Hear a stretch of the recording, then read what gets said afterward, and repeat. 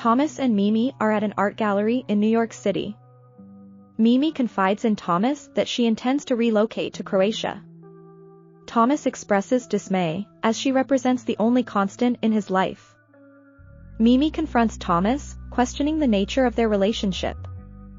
Thomas recalls a night of intimacy between them, but Mimi clarifies that it was a singular occurrence, influenced by vulnerability and the effects of a substance. The narrator, identified as W.F. Gerald, remarks that for Mimi, Thomas resembled the new, safe version of New York, devoid of risk or excitement. To Mimi, he was nurturing yet lacking the allure that could spark love. Mimi perceives Thomas as a predictable figure, devoid of mystery. Agreeing with her assessment, Thomas acknowledges an impending change. While checking his mail, Thomas encounters W.F. Gerald, a new neighbor who introduces himself. Gerald astutely observes the signs of unrequited love in Thomas's demeanor. Thomas shares the name of his love interest, prompting Gerald to propose a plan to help him win Mimi's affections. Reluctant to divulge further details, Thomas initially retreats to his apartment but soon revisits Gerald's door. Gerald presses Thomas about the situation with Mimi.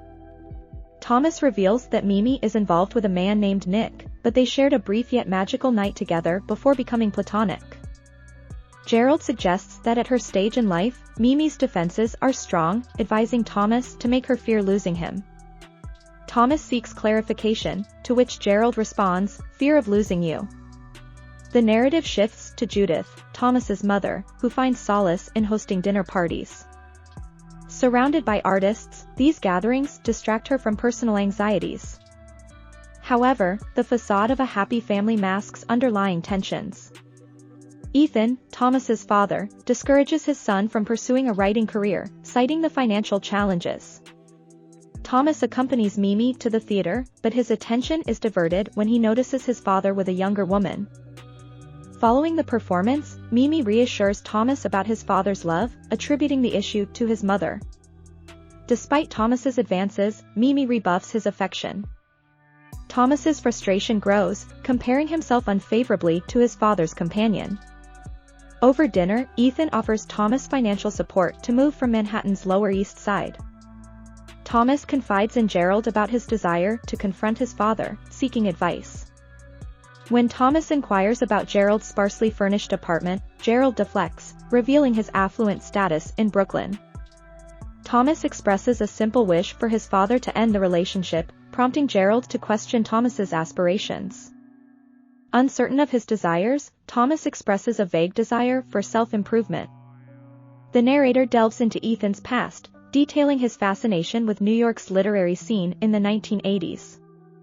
Ethan eventually accepts his limitations as a writer, focusing on building a real family.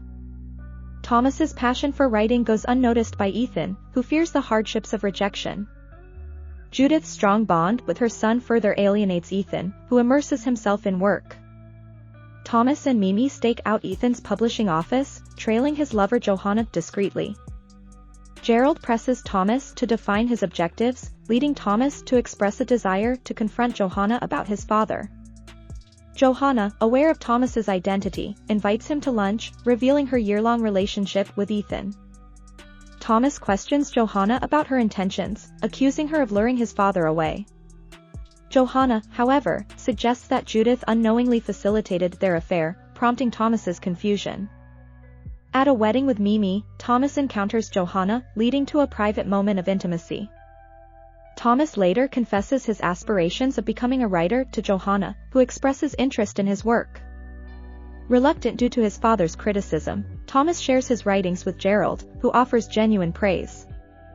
Thomas professes his love for Johanna, but Gerald warns him of mistaking infatuation for genuine affection. Thomas questions Gerald about his past love, learning of Gerald's sacrifice for a friend. Ethan summons Thomas to his office, prompting fears of discovery. However, Ethan is upset about Thomas missing a career counseling appointment, offering him a job instead. Thomas retrieves his writings from Gerald, discovering a draft titled, "The Only Living Boy in New York." Confronting Gerald, Thomas questions the story's inspiration. Gerald reveals a tale of two artists, one talented and the other not, leading to an unexpected twist involving their son.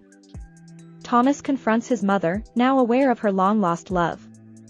A year later, Thomas works at a small bookstore, where Ethan visits. Ethan picks up Gerald's book, seeking Thomas's opinion. Thomas praises the character who remained steadfast, a sentiment Ethan echoes. Later, Thomas observes Gerald reading his book, joined by Judith in the crowd.